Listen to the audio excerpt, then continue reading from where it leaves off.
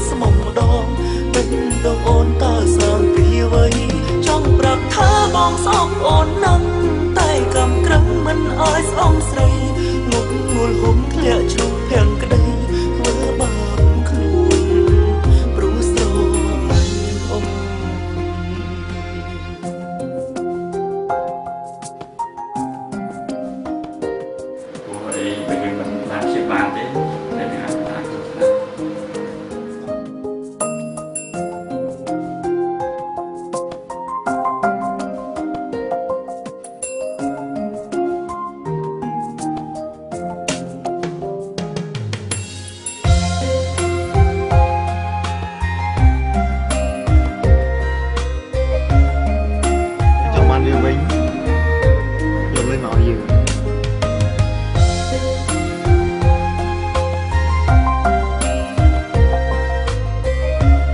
Gõ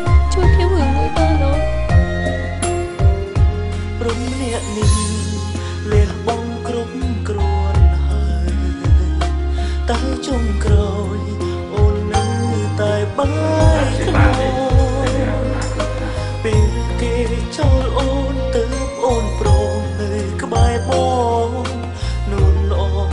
bỏ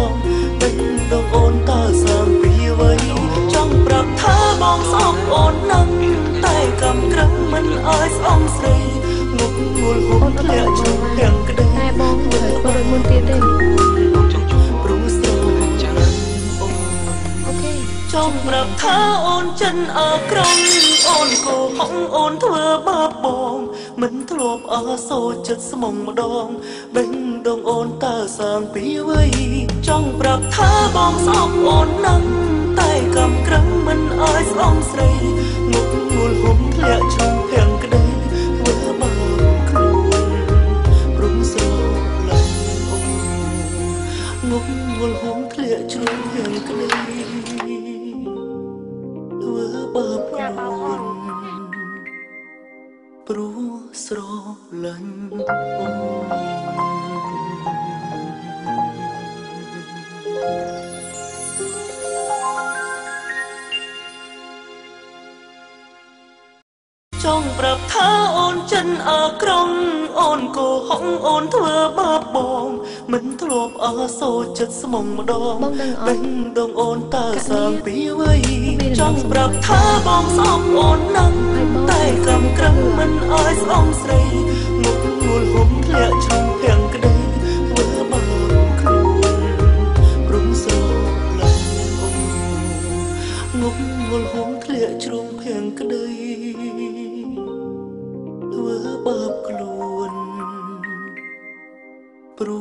ស្រ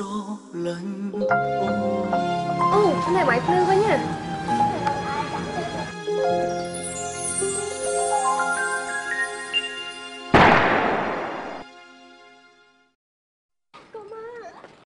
អូនសុំទោសបងកុមារនឹងខ្លួនឡើយបងកុមារចង់ប្រាប់ថាបងសោកអូននឹងតែកំក្រឹងមិនអើយស្បងស្រីងប់ងល់ហុំធ្លាក់ជ្រុងភាំងក្តី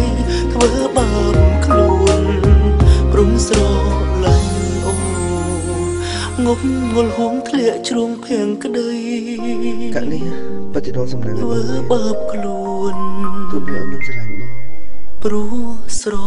ឡាញ់តែបងនៅតែស្រឡាញ់បង